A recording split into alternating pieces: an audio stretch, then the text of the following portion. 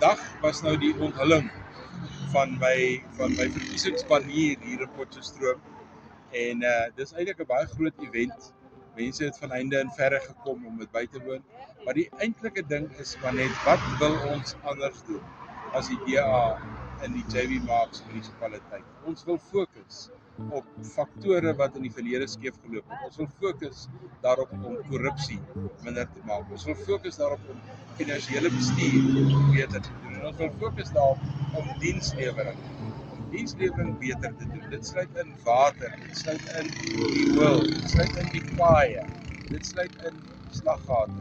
Daar moet 'n beter bestuur van hierdie kritiese probleme wees. En ek weet stadsrade het baie beperkings in terme van geld, in terme van wat inkom, maar hoe minder fondse jy het, hoe beter moet jou bestuur wees. En lyk vir my, onder die ANC was dit net andersom.